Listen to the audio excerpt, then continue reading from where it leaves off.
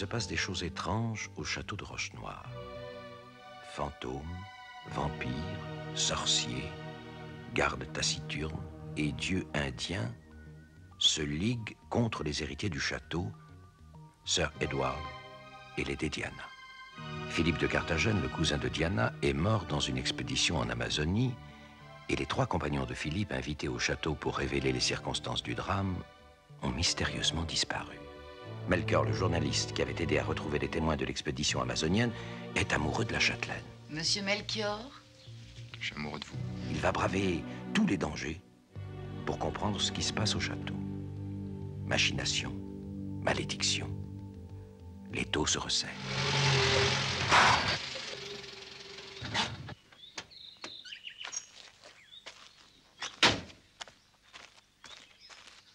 Oh, il est blessé. Venez vite. Diana, vous êtes spéciale. Ah, il revient, lui. Où l'avez-vous trouvé? Dans la bibliothèque. Comment est-ce arrivé? Ah, qu'est-ce qui se passe? Ne bougez pas, ne bougez pas. Ce n'est rien. Un léger traumatisme crânien, tout au plus. Les blessures à la tête sont toujours très spectaculaires. Ah. Oh. Ah. Quelle heure est-il? Il est 9 h, mais pourquoi? 9 heures? Et Krieg, où il est? Dans sa chambre, naturellement. Hein? Rose lui a apporté son petit déjeuner. Il dormait encore. Mais c'est impossible. Il y a quelqu'un qui se fout de moi. Monsieur Melchior, pas d'imprudence. Krieg.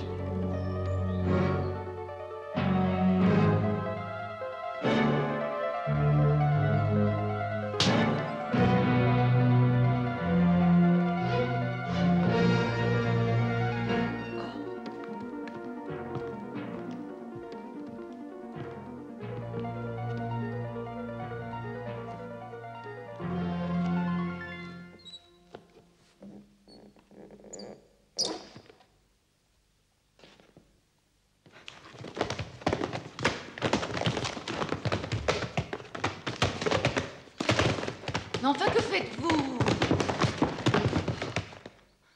Tout ça n'a pas de sens. Il faut retourner vous coucher.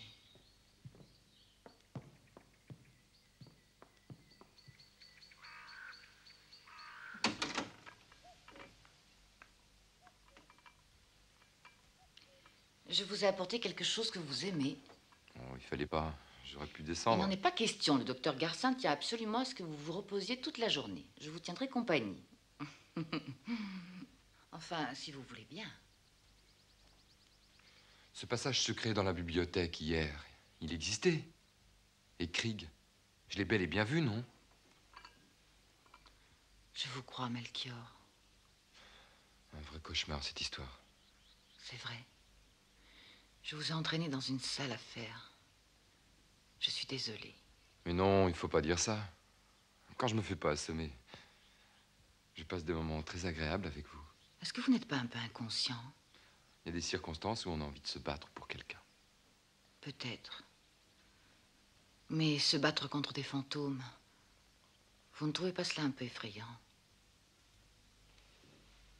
Si c'est pour vous, non. Ah, mon cher Melchior. Alors vous êtes passé du rôle de spectateur à celui d'acteur, me dit-on. Bravo, grandiose cette trouvaille de l'escalier secret et du souterrain sanglant. J'y vois une touche sadoromantique du plus bel effet, n'est-ce pas, ma chère? Il y a la matière à un ouvrage que je publierai un jour, un ouvrage digne du grand Edgar Allan Poe. Le château maudit et les fantômes. Non. L'énigme du château maudit. Non. Les mystères du château maudit.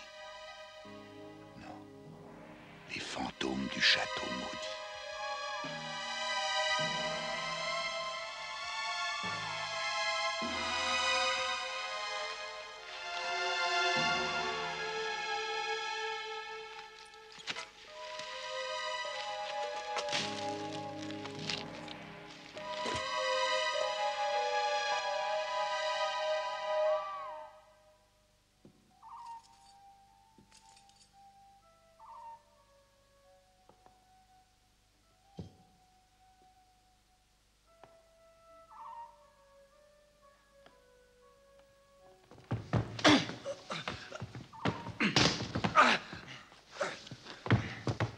qu'est-ce que tu fous là, toi? Alors, ne me faites pas de mal. Je vais tout vous expliquer. Il y a au château une personne dont je suis amoureux. De qui? Je peux pas compromettre une dame. Je te demande de me dire de qui? Elle s'appelle Rose. Rose? Ouais, j'en suis amoureux. Rose.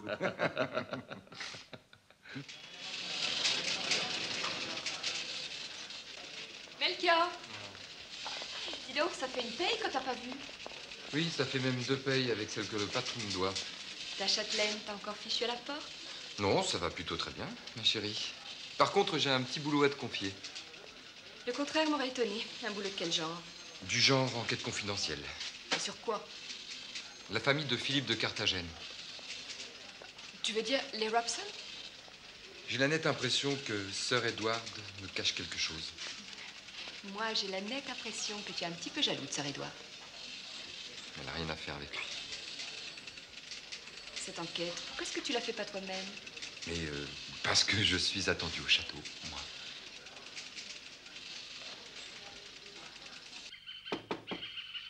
Entrez. Ah, vous voilà. Vous vouliez me voir? Rose a trouvé dans la chambre de Krieg une valise. Une valise pleine de documents. Racontez-lui, Edouard. Voilà, selon ces documents, il est évident que Krieg et ses compagnons d'expédition ont fait main basse sur des objets sacrés volés dans le sanctuaire d'une tribu. Et il y aurait parmi ces objets précieux une statue de Sumac, le fils du soleil. Tout cela en or massif, cela va de soi. Ethnologue et pilleur de trésors. L'amour de l'art ne connaît pas de bornes. Ce qu'Edouard ne vous dit pas, c'est que, d'après Krieg, cette statue aurait un pouvoir maléfique. Et mon cousin aurait attiré la vengeance de Sumac. Oui. Et les objets, où sont-ils maintenant? Voilà une bonne question. Toujours d'après Krieg, nos ethnologues peu scrupuleux auraient réussi à les revendre dès leur retour en Europe à un riche collectionneur d'objets d'art, qui leur en offrait un prix inespéré. Vous savez qui c'est, ce collectionneur? Oui, on le sait. Un certain baron Alvarado. Vous connaissez? Ah, effectivement, oui, j'ai entendu parler de lui. Melchior, nous ne connaîtrons la paix que lorsque nous aurons restitué ces reliques sacrées à leur vrai propriétaire. La colère vengeresse de Sumac. Quelle imagination. Ce serait sûrement un excellent titre pour mon livre. La colère vengeresse de Sumac. Hein? Sumac, le dieu vengeur. Le fils du soleil et sa vengeance.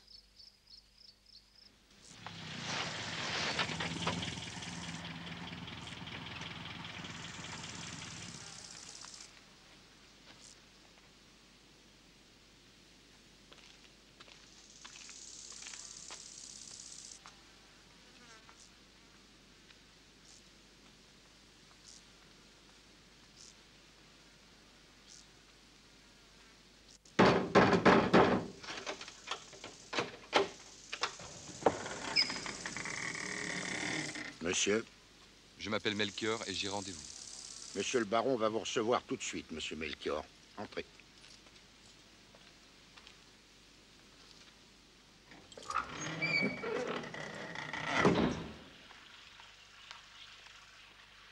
Monsieur le baron, le monsieur que vous attendiez est arrivé. Enchanté, monsieur. Moi de même. Que puis-je faire pour vous? Comme Madame Rollin vous l'a certainement déjà dit, je fais actuellement une enquête sur l'art des anciennes civilisations andines. Voilà. Un domaine bien vaste, monsieur Melchior. Ah oui, mais vous êtes en la matière, je crois, un amateur éclairé. Éclairé, tout est relatif, vous savez. Vous possédez pourtant une des plus belles collections d'œuvres précolombiennes. Oui, enfin, c'est ce qu'on dit. Et, entre autres, un ensemble tout à fait remarquable d'objets rituels de la tribu des Chavantes, de Haute-Amazonie. Qui vous a donné cette information? Un des membres de l'expédition de Philippe de Carthagène. Oui, il avait rapporté des trésors d'Amazonie et il vous les aurait vendus. Une information de très bonne source, en effet. Ainsi donc, cette collection vous intéresse? Monsieur Melchior, le collectionneur est semblable à un amant jaloux. Il est partagé entre le désir d'être le seul à profiter de la beauté de sa maîtresse et la fierté de la montrer à la terre entière.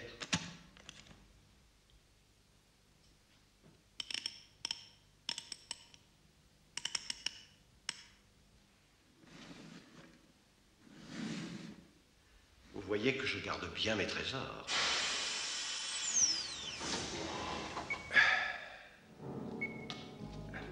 Je vous en prie.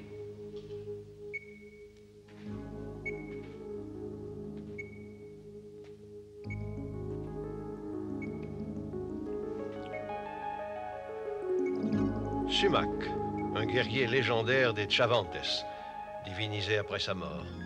Ce dieu andin n'a pas les grâces humanistes de ceux de l'Olympe. C'était une brute, un être cruel, féroce, qui, en buvant le sang de ses victimes, accédait à la vie éternelle. On lui prête même une solide réputation de vampirisme, qui ne le cède en rien à celle du célèbre comte Dracula. Un personnage tout à fait infréquentable. En fin de compte, il est très bien si enfermé, prisonnier dans ma chambre forte. Ce qui a en outre l'avantage de le mettre à l'abri des, disons, des convoitises humaines. Mais jamais le baron n'acceptera de se séparer de ses reliques précolombiennes. Eh bien, nous les lui prendrons de force. Comment ça? Nous volerons la statue. Vous parlez sérieusement? Ah, je n'ai pas l'habitude de plaisanter avec ce genre de choses. Non, mais vous vous rendez compte de ce que vous dites? Parfaitement. Effraction, préméditation, vol? Cela vous effraie. Oh, là n'est pas la question. Mais où est-elle alors? Que voulons-nous faire sinon reprendre à un receleur le produit de son vol pour le restituer à son légitime propriétaire? Où est le mal? Évidemment, vu sous cet angle, c'est différent. Sous quel angle voulez-vous le voir? Diana, c'est trop risqué. J'ai peur pour vous. Parfois, je me demande si Sir Edward, il vous fait pas perdre la tête. Laissez Sir Edward en dehors de tout ça.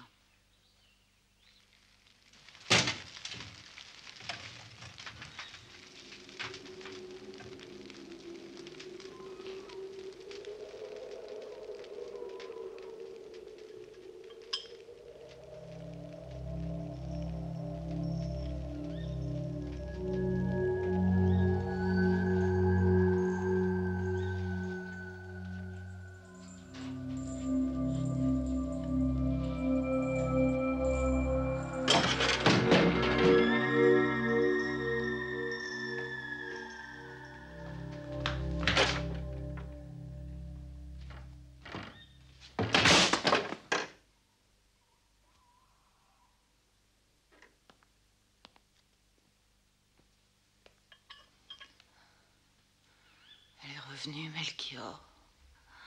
Elle est revenue. Il faut se débarrasser de ce trésor. Il faut qu'il retourne en Amazonie. Melchior.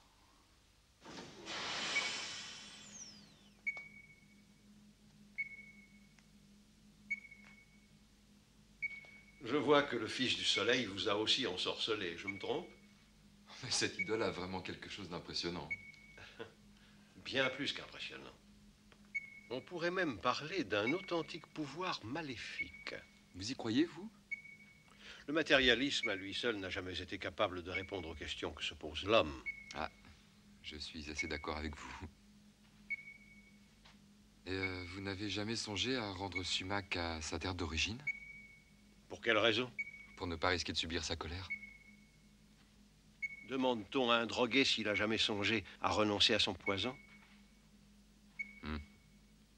Bon, je vous laisse seul avec Sumac. Faites toutes les photos que vous voudrez pour votre journal. Merci, monsieur le baron.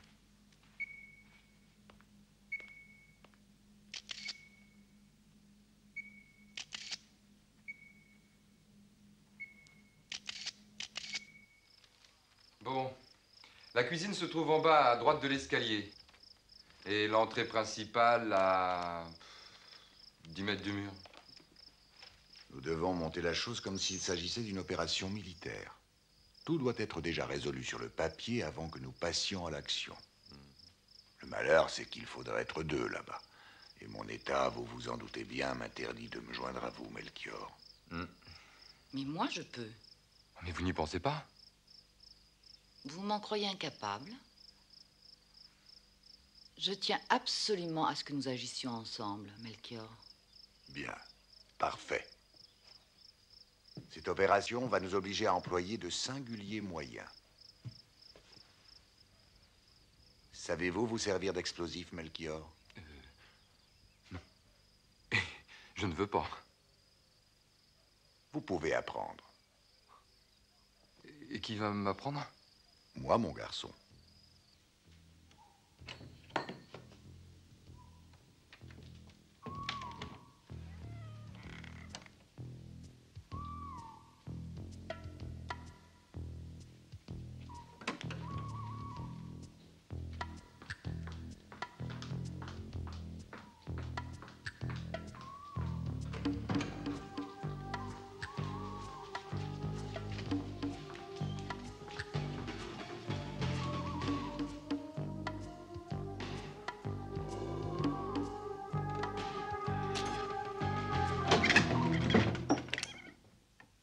« 15 secondes de plus que la fois précédente. Comment expliquez-vous cela? Nous avons dû nous cacher pour ne pas être surpris par Rose qui traversait le couloir. Essayez une autre fois.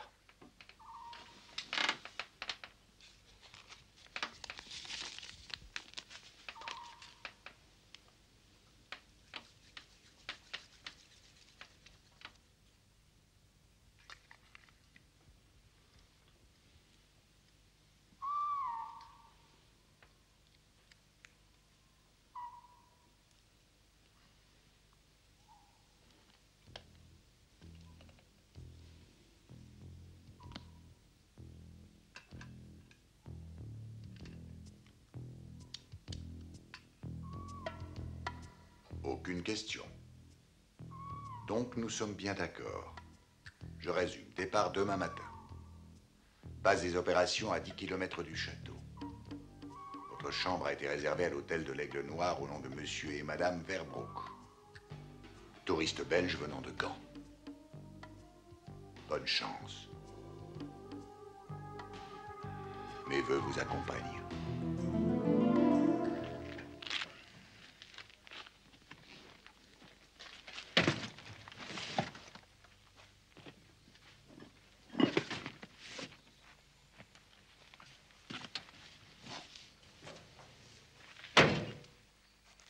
La voiture de Madame Verbruck est avancée. Waouh!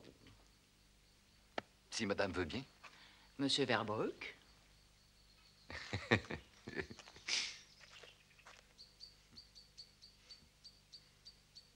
Vous êtes vraiment très belle. Allons-y, Melchior.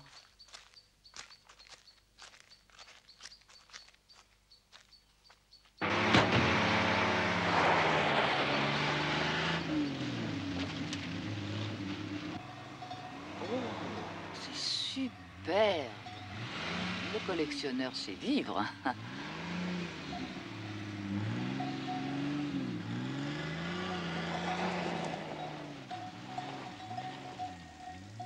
Allons poser nos bagages à l'hôtel. Nous reviendrons à une heure plus propice.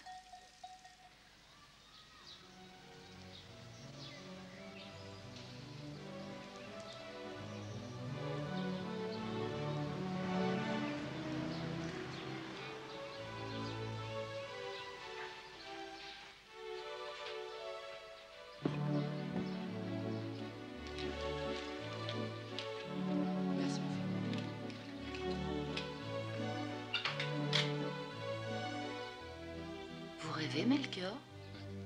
Effectivement, oui.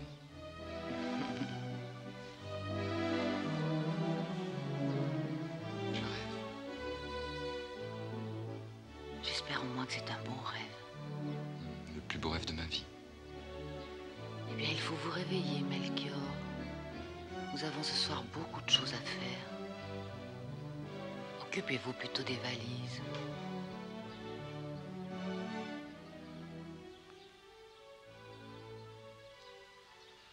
Bon. À table, ma puce. J'arrive, ma colombe. Il n'y avait pas assez de vent. Tiens. Un gâteau, qu'est-ce que nous fait-on? C'est un cadeau qu'on vient de livrer pour le baron. Mais comme il est en Amérique, je me suis dit que ce serait bien dommage de le laisser perdre. Bien dommage, en effet. Heureusement, on est là.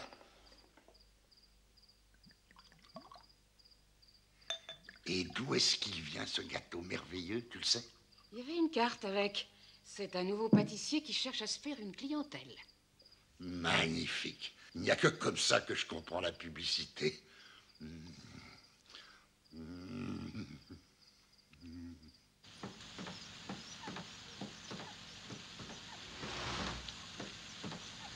avez l'heure? 9 heures. Ils ont dû finir de manger, là. J'espère surtout qu'ils aiment les desserts. Vous êtes sûr de vos produits, hein?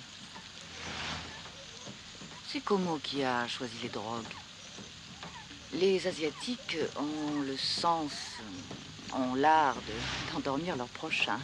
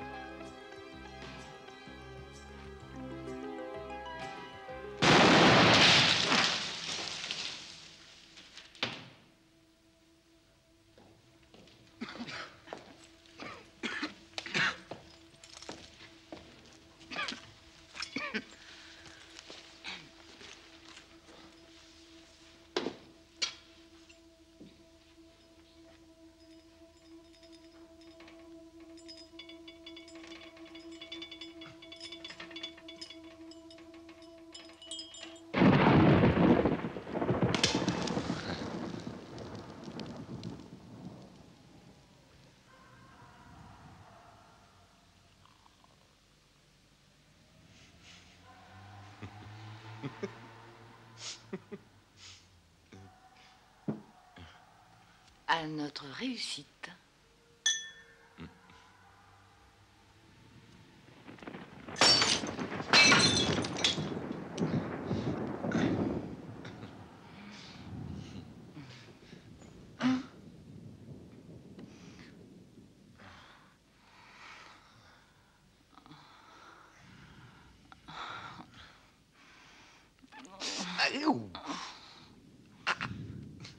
La morsure du vampire te fait vampire toi-même. Tu es des nôtres maintenant.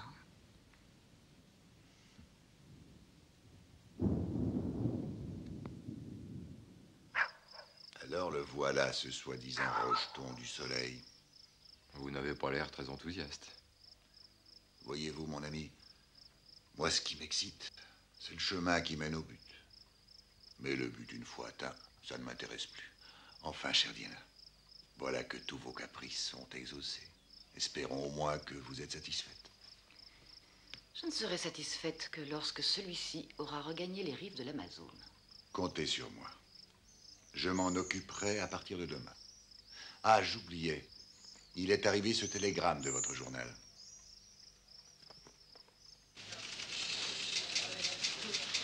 Alors? Alors, d'abord, dis-moi bonjour. Bon, voilà, c'est fait. T'es contente maintenant? Je t'écoute. T'es un grand romantique. Tu accouches ou quoi? J'ai fait exactement ce que tu m'as dit de faire. Et tu as trouvé quelque chose ou pas? Pour ça, oui, je connais quelqu'un qui va être étonné. Ça m'étonnerait que tu m'étonnes.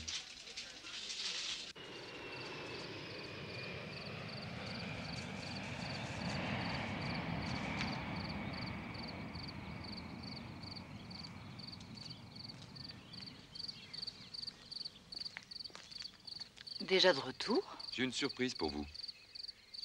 Vous connaissez cette demoiselle? Non? Eh bien, je vous présente Vanessa Robson. Oui, oui, Robson, vous avez bien entendu. Robson. La propre fille de Sir Edward et de Lady Diana. Leur fille. Ouais. Ses parents vivent actuellement en Extrême-Orient et ils n'en ont pas bougé, marrant, non? N'est-ce pas, mademoiselle? Exactement, oui. Et vous, puis-je vous demander qui vous êtes? Qui je suis, mademoiselle?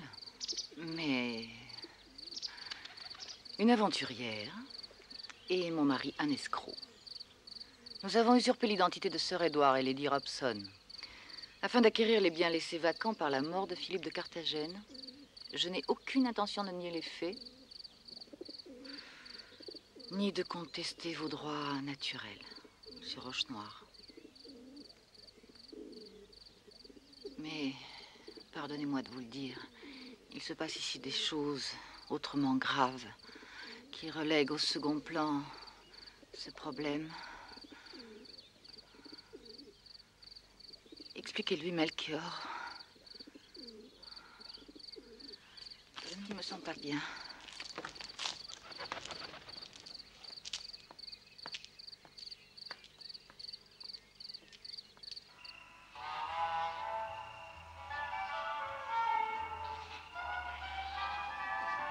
Je vous remercie, mademoiselle, d'avoir accepté ce dîner qui nous permet de boire une dernière fois le vin de votre cave. Ce Rioja est tout à fait exceptionnel. Dommage.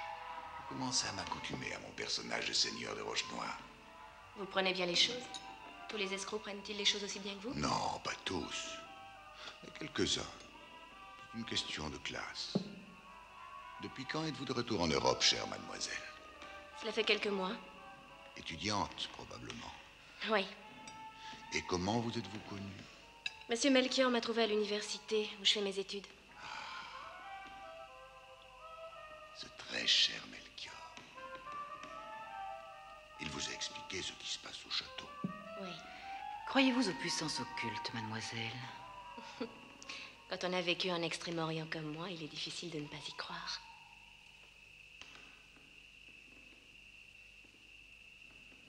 Puis-je me permettre une petite suggestion, mademoiselle? Je vous écoute. Dans ce château, nous nous heurtons à une énigme peu commune. D'accord, je suppose. Et c'est vous qui en hériterez, naturellement. En attendant que cette énigme soit découverte, vous avez une idée de ce que vous allez faire? Non, à vrai dire, non. Alors je vous propose un pacte.